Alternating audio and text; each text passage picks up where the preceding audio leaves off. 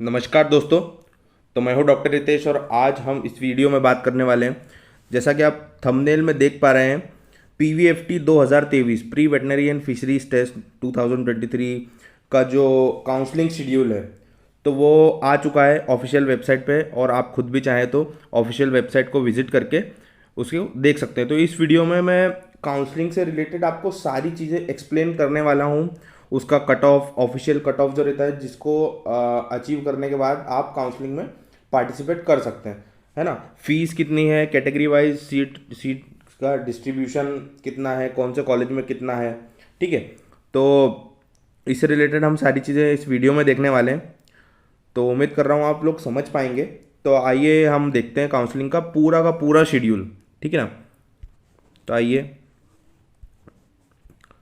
तो सबसे पहले स्टार्ट करने के पहले मैं आपको बता देना चाहता हूँ, ये जो PDF है ये ऑफिशियल वेबसाइट जो है उससे डाउनलोड किया गया है। आप खुद भी चाहें तो खुद आप विजिट करके ये डाउनलोड कर सकते हैं। आपको जैसा कि पता ही है, यूनिवर्सिटी MP में जो वेटनरी यूनिवर्सिटी है, वर्तमान की कंडीशन में सिर्फ एक ही वेटनरी यूनिवर्सिटी है जो कि NDVSU के नाम से जानी जाती है, नानाजी देशमुख पशु चिकित्सा विज्ञान विश्वविद्यालय या फिर Nanaji Deshmukh veterinary science university, ठीक है ना। उसके बाद हम बात करेंगे सिर्फ MP से रिलेटेड, क्योंकि मध्य प्रदेश में एग्ज़ाम होती है PV एंड FT, ठीक है, जैसे कि आपको पता होगा। और इससे रिलेटेड मैं पहले भी कई सारे वीडियो बना चुका हूँ PVFT के से रिलेटेड। तो ये एग्ज़ाम होती है मध्य प्रदेश में, और ये स्टेट गवर्नमेंट की एग्ज़ाम है, मतलब जो है स्टेट कोटा के एडमिशन जो है इस एग्ज़ाम के थ्रू होंगे।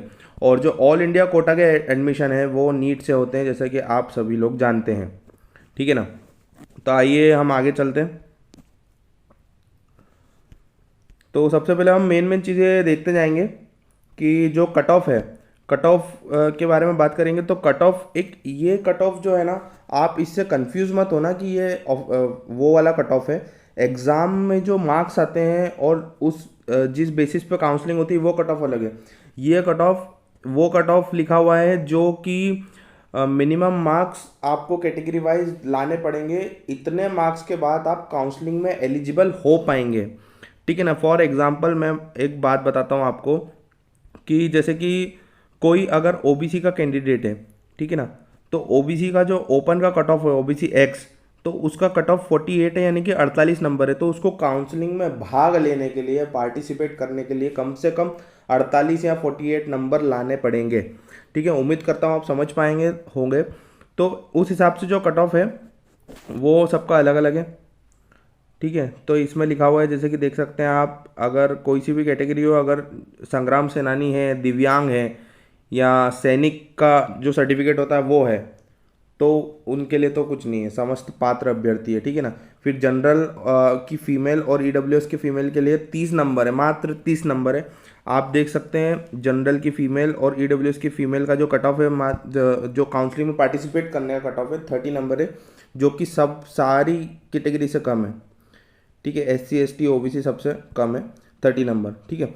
फिर आगे आगे हम देखते हैं जनरल का OYO ओपन है, URX अनरिजर्व्ड X, उसका 48 मार्क्स है। और EWS का ओपन है, उसका भी 30 नंबर है, ठीक है ना। तो आप देख सकते हैं 30 नंबर सबसे कम जो है इनका ही रखा गया है। उसके बाद OBC फीमेल का 43 है, OBC ओपन का 48 है, और SC का ओपन 39 है, और ST का ओपन 37 है। तो आइए हम आगे देख लेते हैं। तो ये हो गई कट ऑफ से संबंधित बात, और उम्मीद कर रहा हूँ आप लोग समझ पाए होंगे कि ये कट ऑफ कौन सा कट ऑफ है जो कि काउंसलिंग में पार्टिसिपेट करने वाला ये कट ऑफ है। आइए हम आगे देख लेते हैं। तो यहाँ पे सब लिखा हुआ है कि F का मतलब फीमेल है, K मतलब कृषक कोटा की सीट है, FF मतलब स्वतंत्रता संग्राम सेनानी की सीट है, S मतलब सैनिक की सीट है, PH यानी कि फिजिकली हैंडीकेप्ड दिव्यांग की सीट है वो, ठीक है। अब सबसे मेन चीज़ है काउंसलिंग की डेट क्या है। काउंसलिंग की डेट आप यहाँ पे देख सकते हैं, साफ साफ लिखी हुई है। एक तो ये 2 चरणों में होगी, प्रथम चरण और द्वितीय चरण, मतलब फर्स्ट राउंड, इसका मतलब होता है फर्स्ट राउंड और सेकंड राउंड, ठीक है ना। तो फर्स्ट राउंड में ऐसा है कि अगर फर्स्ट राउंड में सारी सीटें फिलअप हो जाती हैं तो सेकंड राउंड क्यों होगा। पर जनरली एडमिशन्स लोग ले लेते हैं और फिर सीटें छोड़ते रहते हैं या फिर कहीं और चले जाते हैं, तो उस हिसाब से सेकेंड या थर्ड राउंड तक कम से कम सारी काउंसलिंग चलती है, ठीक है। तो काउंसलिंग की जो डेट है वो 19 तारीख है। 19 तारीख से आपकी काउंसलिंग चालू चालू होने वाली है। तो ऑनलाइन आप रजिस्ट्रेशन आपको पोर्टल पे कराना पड़ेगा काउंसलिंग में पार्टिसिपेट करने के लिए, ठीक है ना। 19 तारीख है, 19/10 से लेके 25/10 तक आप रजिस्ट्रेशन कर सकते हैं, यानी कि 19 अक्टूबर से 25 अक्टूबर तक। उसके बाद जो आवंटन पत्र आएंगे यानी कि अलॉटमेंट लेटर आएंगे वो 27 अक्टूबर तक आ जाएंगे।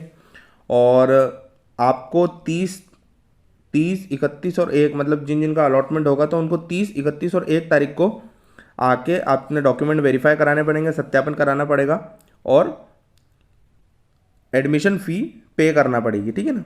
ये आप लिखा हुआ है, पढ़ सकते हैं, देख सकते हैं। उसके बाद अपग्रेडेशन अगर किसी को ऑप्ट करना है तो वो 30 से लेकर 2 तारीख तक का उसके पास समय रहेगा, ठीक है। तो ये सारी चीज़ें हैं। और अपग्रेडेशन के पश्चात रिक्त सीटों की जानकारी 4 तारीख को आ जाएगी। मतलब जो फर्स्ट राउंड के होने के मतलब मान लीजिए किसी को एडमिशन नहीं मिलता है तो वो रजिस्ट्रेशन तो करा लेगा 19 से 25 के बीच में, पर अब कौन सी सीटें किस कॉलेज में कितनी बची है तो वो उसको पता पड़ पाएगा 4 तारीख को, ठीक है। और फिर वैसे ही सेकेंड काउंसलिंग का ये शेड्यूल है। आइए हम आगे देख लेते हैं। और सबसे पहले तो आपको क्रिस्प ऑनलाइन पे काउंसलिंग का रजिस्ट्रेशन कराना पड़ेगा, ठीक है। वहाँ जाके आपका यूज़र आईडी और एक पासवर्ड आपको जनरेट करना पड़ेगा, जो कि इसी यूआरएल से आप जा सकते हैं, इस पर विजिट कर सकते हैं, या तो डायरेक्ट भी कर सकते हैं और वैसा कर सकते हैं। आइए हम आगे देखते हैं। मैं सिर्फ अभी इस वीडियो में मेन मोटी मोटी जो जानकारियां हैं वो बताऊंगा, जो कि बहुत ज़्यादा आवश्यक होती हैं किसी भी काउंसलिंग को अटेंड करने के लिए, ठीक है। यहाँ एड्रेस लिखा हुआ है, ये ऑनलाइन ये पूरी स्टेप्स लिखी हुई है, आप खुद भी डाउनलोड करके इनको फॉलो करके आप खुद भी भर सकते हैं, ठीक है ना। पोर्टल चार्ज लिखा हुआ है, आपको कितना पोर्टल चार्ज लगेगा ये भी लिखा हुआ है, 366 रुपये, ठीक है। और मैं आपको बता देना चाहता हूँ कि हाल ही में यूनिवर्सिटी ने काफ़ी ज़्यादा फ़ीस में इजाफा कर दिया है। फ़ीस काफ़ी बढ़ चुकी है पहले के कंपैरिजन में। पहले 4-5 साल पहले फ़ीस काफ़ी कम थी और अभी जो है पिछले साल से फ़ीस काफ़ी ज़्यादा बढ़ा दी गई है। ये मेन डॉक्यूमेंट्स जो हैं जो आपको सत्यापन कराना पड़ेगा, वेरीफाई कराने पड़ेंगे, ठीक है।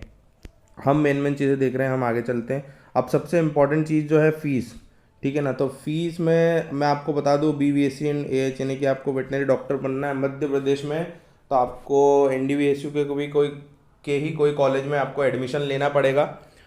और फीस मैं आपको बता देता हूँ कि फ़ीस फ्री सीट की जो फ़ीस है ना फर्स्ट ईयर की, वो आप देख सकते हैं 73,860 रुपये है। 73,860 रुपये 1 साल की फ़ीस है। 73,860 रुपीज़ ओनली, ठीक है ना। एक शब्द रहता है यहाँ पे ओनली, तो वो तो सबको पता ही है, ठीक है। तो फ्री सीट की फ़ीस इतनी है फर्स्ट ईयर की। और सेकेंड और पेमेंट सीट, हाल ही में पेमेंट सीट का भी काफ़ी ट्रेंड चालू हो चुका है हर जगह, तो यहाँ पे भी हो चुका है। और पेमेंट सीट की 1 साल की फ़ीस है 2,83,860, ठीक है ना। तो ये ईयर वाइज फीस का डिस्ट्रीब्यूशन है। आप देख सकते हैं, ये देखिए फर्स्ट ईयर में अगर फ्री सीट है तो आपको फीस देना पड़ेगी इतनी 73,000, फिर 66,000, फिर फोर्थ ईयर जो कि 1.5 साल का होता है सॉरी, तो 95,000। फिफ्थ ईयर यानी कि इंटर्नशिप, यहाँ पे इंटर्नशिप की भी फीस जो है आपको देना पड़ती है, ठीक है।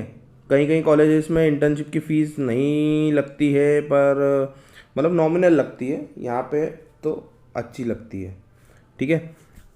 तो ये सारी फ्री सीट की फ़ीस है और पेमेंट सीट की फ़ीस है। अब ये मान लीजिए आप कि अगर आपको पेमेंट सीट से अगर BVSC करना है यानी कि वेटनरी डॉक्टर बनना है, ठीक है, BVSC एंड AH करना है मध्य प्रदेश में, तो पेमेंट सीट की जो फीस है ना, तो आप मैं मोटा मोटा आपको बता देता हूँ। ये 2,80,000 है, ये 2,70,000 है सेकेंड ईयर के, ये 2,70,000 थर्ड ईयर के हैं, 4,10,000 ये। तो मतलब आप मान लो 4,00,000 ये, 2 6 और 8, ठीक है, 4 और 2 6 और 2 8 और 2 10, फिर 11, 12, 13-14 मतलब कम से कम ये पकड़ लो आप कि 15 लाख में एक ये टेंटेटिव है। 15 लाख तो आपको फीस तो भरना ही पड़ेगी। ठीक है, बाकी दूसरा जो एक्सपेंस है हॉस्टल, या फिर अगर आप डे स्कॉलर बनते हो या बाहर रहते हो तो उसका एक अलग एक्सपेंस है। ठीक है, तो आप इसको डिटेल में पढ़ लीजिएगा। और एक बात और महत्वपूर्ण बताना चाहूँगा कि फॉर्म भरते समय अगर आप पेमेंट सीट लेने के नहीं इच्छुक हैं तो उस पर बिल्कुल क्लिक ना करें। ठीक है ना, क्योंकि आपको पेमेंट सीट अलॉट हो जाएगी। अगर फ्री सीट अलॉट नहीं हो रही होगी तो पेमेंट सीट अलॉट हो जाएगी। तो ये बिल्कुल पहले सोच लें कि आपको पेमेंट सीट लेना है कि नहीं लेना है, उस सोचने के बाद ही उस पर क्लिक करें। ठीक है, उसके बाद हॉस्टल की फ़ीस मैं आपको बता देता हूँ। हॉस्टल की फ़ीस यहाँ पे लिखी हुई है।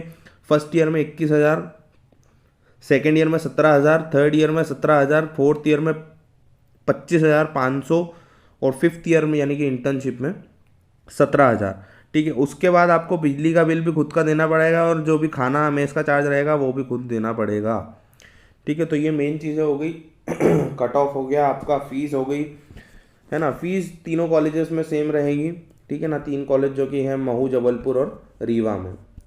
ठीक है, उसके बाद ये बैंक अकाउंट की जानकारी है, जब आप फीस भरेंगे जब काम आएगी आपके, है ना। अब हम मेन चीज़ें ये देख लेते हैं कि जो, माफ़ करिएगा ये थोड़ा उल्टा हो गया है ना, उसके लिए माफ़ी चाहूँगा। तो हम सबसे पहले देख लेते हैं कि फ्री सीट का डिस्ट्रीब्यूशन कैसा है। तो फ्री सीट में जो टोटल नंबर ऑफ़ सीट्स है ना, टोटल नंबर ऑफ़ सीट्स जो है वो है 165। ठीक है, 3 कॉलेज मिला के। और पेमेंट सीट का जो ये है, पेमेंट सीट की टोटल सीट कितनी है, 60 है। हर कॉलेज में 20-20 सीट कर दी है पेमेंट की। ठीक है ना, महू में 20, जबलपुर में 20 और रीवा में 20 पेमेंट सीट है। ठीक है ना, पर फ्री सीट कितनी है, 165, 165। ठीक है, 55-55 सीट तीनों कॉलेजेस में। ठीक, अब आइए हम आगे ये आपको मैं बता देता हूँ कि जनरल की सीट टोटल 44 है। आप देख सकते हैं सबसे ज़्यादा जनरल की ही सीट है, 44 है, जिसमें जबलपुर में 15 है, महू में 15 है और रीवा में 14 है। और ये डिस्ट्रीब्यूशन आप देख लीजिएगा। ये एक्स मतलब ओपन रहता है, एफ मतलब फीमेल रहता है, के मतलब कृषि कोटा होता है। ये अलग अलग कोटा है। ठीक है ना, तो जनरल में आप 44 सीटें टोटल। और अनुसूचित जाति यानी कि एससी कैटेगरी की बात करें तो एससी कैटेगरी में 26 सीटें, 26 सीटें, जिसमें कि 8, 9 और 9। ठीक है, 3 कॉलेज में डिस्ट्रीब्यूशन है।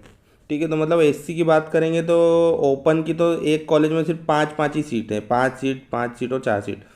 ठीक है ना। और एक बात और बता दूं कि ओपन सीट यानी कि एक्स जो कैटेगरी है उसमें मेल या फीमेल कोई भी आ सकता है, पर फीमेल में सिर्फ फीमेल को ही सीट दी जाएगी वो। एसटी की सीट 33 है। ठीक है ना, 33 जो है एसटी की सीट है। ठीक है ना, 11-11-11 तीनों कॉलेजेस में। ये फ्री सीट की बात हो रही है। ठीक है, और ओबीसी अन्य पिछड़ा वर्ग की सीट जो है 45 है, 45, 15-15-15 तीनों कॉलेज में। अब ईडब्ल्यूएस की आप सीटें देख लीजिए। ईडब्ल्यूएस की सीटें, ईडब्ल्यूएस की सीटें आप देख सकते हैं कितनी हैं, 17 सीटें हैं भैया। ईडब्ल्यूएस की 17 सीटें हैं। ठीक है, 6, 5 और 6। ठीक है, तो इस प्रकार से टोटल सीटें, पेमेंट सीट का जो वो है, पेमेंट सीट है वो कितनी हो गई आपकी, 165, 165, सॉरी फ्री सीट। अब पेमेंट सीट आप देख सकते हैं, पेमेंट सीट भी ठीक उसी प्रकार से सीट्स का डिस्ट्रीब्यूशन है। ठीक है, जनरल में 16 हैं, एससी में 10 हैं, एसटी की 12 हैं, ओबीसी की 16 हैं और ईडब्ल्यूएस की 2। तो टोटल 20-20 तीनों कॉलेजेस में है, तो टोटल 60 सीट हो गई है। ठीक है, तो उम्मीद कर रहा हूँ आप समझ पाए होंगे। और मैंने मोटी मोटी मतलब सारी जानकारी मैं बता चुका हूँ इस माध्यम से कि इस टाइप से वो रहेगा आपका वो। तो एक बार और मैं रिपीट करूँगा कि फ़ीस जो है आप देख सकते हैं, फ़ीस स्ट्रक्चर पेमेंट सीट और फ्री सीट्स का काफ़ी डिफरेंस है, काफ़ी अलग है। तो इस बात को बिल्कुल ध्यान रखें। फॉर्म जो रजिस्ट्रेशन, जो काउंसलिंग का फॉर्म है वो फिलअप करने से पहले कि आपको पेमेंट सीट लेना है तो ही आप उस ऑप्शन पर क्लिक करें, वरना अन्यथा ना करें। ये तो कई बार क्या होता है कि कई सारे स्टूडेंट्स जो है पेमेंट सीट के ऑप्शन पे क्लिक कर देते हैं, फिर सीट मिल जाती है और फिर वो रिपोर्ट भी कर देते हैं कॉलेज में। रिपोर्टिंग मतलब जो रहती है डेट फीस भरने की और डॉक्यूमेंट वेरिफिकेशन की, वो जाते हैं तो तब उन्हें पता पड़ता है कि पेमेंट सीट है। ठीक है ना। तो कई बार ऐसी भूल चूक हो जाती है, किसी से भी हो सकती है। तो इस चीज़ का विशेष रूप से ध्यान रखें। और उम्मीद कर रहा हूँ आपको ये अच्छा लगा होगा ये वीडियो। और इससे रिलेटेड अगर कोई भी डाउट हो तो आप कमेंट में पूछ सकते हैं या वीडियो के डिस्क्रिप्शन में कॉन्टैक्ट डिटेल से कॉन्टैक्ट कर सकते हैं। और अगर आपका कोई भी सुझाव हो या सजेशन हो तो आप बिल्कुल कमेंट में बता सकते हैं, या फिर इंस्टाग्राम, फेसबुक या फिर किसी भी कॉन्टैक्ट डिटेल के माध्यम से आप बता सकते हैं। तो बहुत बहुत धन्यवाद। Thank you very much.